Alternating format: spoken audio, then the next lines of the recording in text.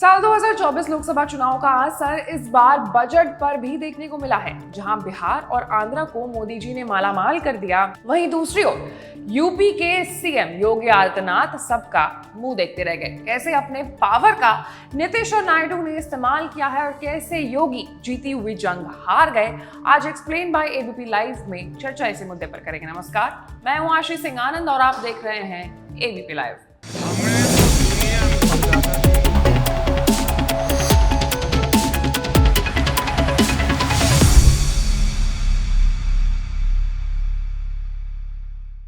मोदी सरकार 3.0 ने अपना पहला बजट पेश कर दिया है। इस बजट से बीजेपी ने साबित कर दिया है कि उन्हें नायडू और नीतीश की कितनी जरूरत है और कैसे यूपी से उनका लगाव कम हो गया है।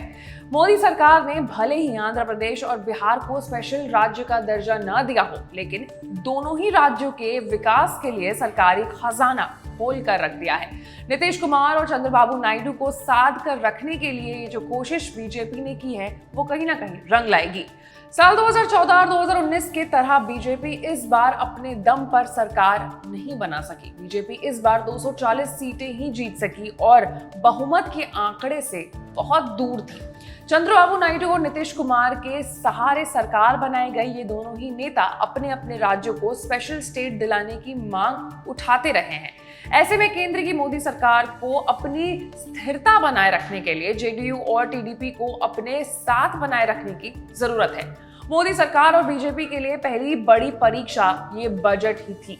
दोनों नेताओं को बजट से खास उम्मीद थी। ऐसे में मोदी सरकार ने उनकी उम्मीदों पर पूरी तरीके से खरे उतरते हुए सरकारी खजाना खोल दिया है। वित्त मंत्री ने बजट में बिहार की सड़क संपर्क परियोजनाओं के लिए 26,000 करोड़ रुपए देने का ऐलान किया है। इससे पटना पूर्णिया एक्सप्रेसवे और बक्सर भागलपुर एक्सप्रेसवे का निर्माण किया जाएगा। बौद्ध गया राजगीर वैशाली और दरभंगा सड़क संपर्क परियोजनाओं का भी विकास होगा। इसके अलावा बक्सर में गंगा नदी पर 2 लेन वाला एक अतिरिक्त पुल बनाया जाएगा। बिहार में 21,400 करोड़ रुपए की लागत से विद्युत परियोजनाएं शुरू की जाएंगी। इसमें पैरपोंती में 2400 मेगावाट के एक नए संयंत्र की स्थापना भी शामिल है और भी कई सारे सौगात बिहार को मिले हैं। वहीं बिहार की ही तरह आंध्र प्रदेश के लिए भी मोदी सरकार ने सरकारी खजाना खोल दिया। वित्त मंत्री निर्मला सीतारमण ने आंध्र प्रदेश के लिए बजट में ऐलान करते हुए कहा कि सरकार का आंध्र प्रदेश पुनर्गठन अधिनियम की प्रतिबद्धताओं को पूरा करने के लिए कोऑर्डिनेटेड अटेम्प्ट किया है।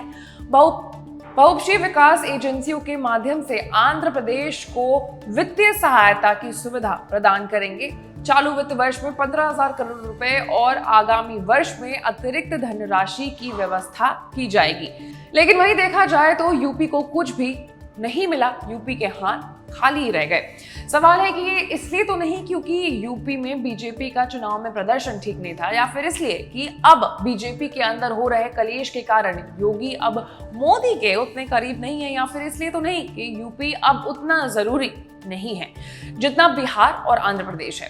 अब इस सवाल पर विपक्ष भी मजे ले रहा है। बिहार और आंध्र का जो खास ख्याल रखा है उस पर आप क्या कहेंगे? अच्छी बात है, जिसको सरकार बनाए इससे अच्छा ख्याल रखेगा तो शायद वहाँ का लोग और वहाँ के सांसद उस दल का ख्याल रखेंगे। यूपी को क्या मिला इस बजट में सर? देश के प्रधानमंत्री।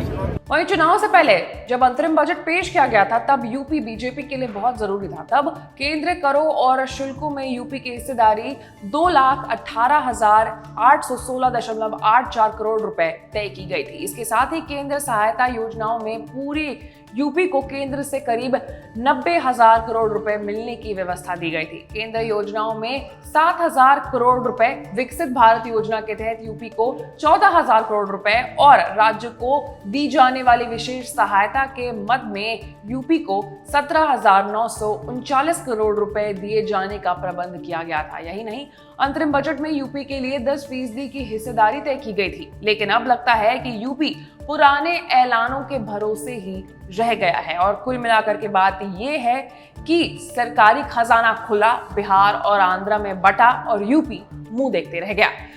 इस पूरे मामले पर आपकी क्या राय है? आपको क्या लगता है इस पूरे मामले को देखते हुए? आप कमेंट करके हमें जरूर बताएं और ऐसे ही तमाम बड़े खबरों से अपडेटेड रहने के लिए देखते रहिए एबीपी लाइव।